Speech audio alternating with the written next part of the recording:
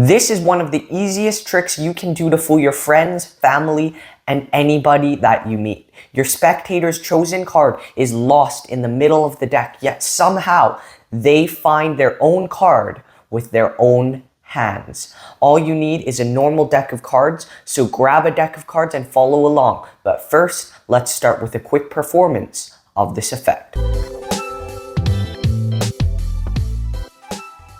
Let's start off with a quick performance so you know exactly what the trick looks like. You have the spectator select any card they want. Let's say this one. Remember the card for me, but I'm not going to look at it. We're going to take that card and lose it into the middle of the deck. Now, I would ask the spectator to name any number from 1 to, let's say 20. 15, okay, let's count. 1, 2, 3, 4, 5, 6, 7, 8, 9, 10, 11, 12, 13, 14, 15. If this trick worked, your card should be at number 15. Was that your card? No?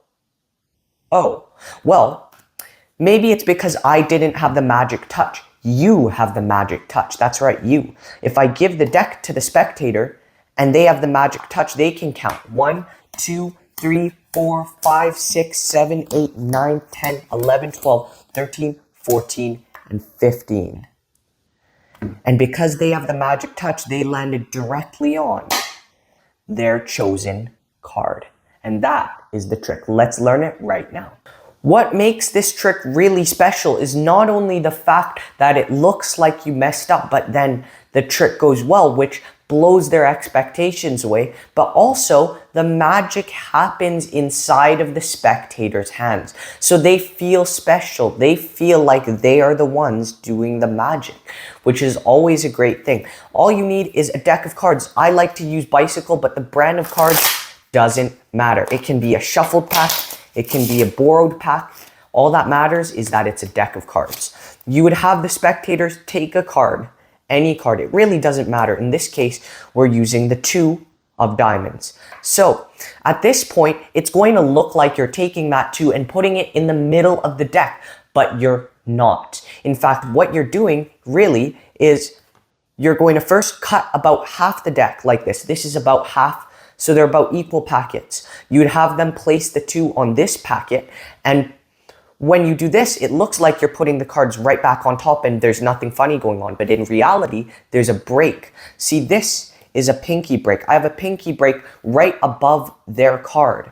So the spectator puts their card right back on this pile, their 2 of diamonds. Then instead of really just putting it on top, I'm putting my pinky in there and getting a bit of a break. So from the front, if it's a small enough break, the spectator shouldn't see it. So don't put your whole pinky in there or else you'll see it from the front. Only put a small amount of your pinky in there and no one should see it from the front. At this point, they think you have no control of where their card is, but it's right there underneath the pinky break. And at this point, you're going to do something interesting. You're going to do more cuts, which looks like you're further shuffling it. But instead, you're just going to take about a very small packet of cards, like a few cards, and set it on the table. Then you're going to pick up every single card above the pinky break. That's right. Every single card above that break and put it on the table. Then you're going to take the rest of the cards and put that on top. Now, they think you're doing that just to shuffle the cards, but in reality, you've controlled their 2 of diamonds back on the top. I'll go over that one more time. So they select the card, the 2 of diamonds. You cut the deck in about half. You have them place the 2 of diamonds on top of the lower half. You put the top half on top and keep a pinky break right there, as you can see. And now you're going to cut once a very small packet of cards, cut twice all the cards above the pinky break, then cut the rest of them on top. And now their card, they don't know it, but it's on top. Now you're going to ask your spectator to name a number from 1 to 20. I understand the spectators can name any card from 1 to 52. However, I like to have them name a number from 1 to 20 because I don't want to have to deal, let's say you were to give them the option to name a number from 1 to 52. Then what if they say 38? Then you have to deal 38, not once, but twice. And it would feel very boring and drawn out. So I like to ask for a lower number. So I restrict it from 1 to 20. But keep in mind, you could have, in theory, them name any number from 1 to 52. Here's the reason why. The first part, although it looks like you mess up, it's actually very important for the method because their card's on top. Let's say they name the number 8. When you deal, their card is the first one to go down, and by dealing 8 cards, you are displacing their card to the 8th position. Let me show you. They name 8, so I say, I'm going to count 1, 2, 3, 4, 5, 6, 7, and their card should be at 8, but it's not.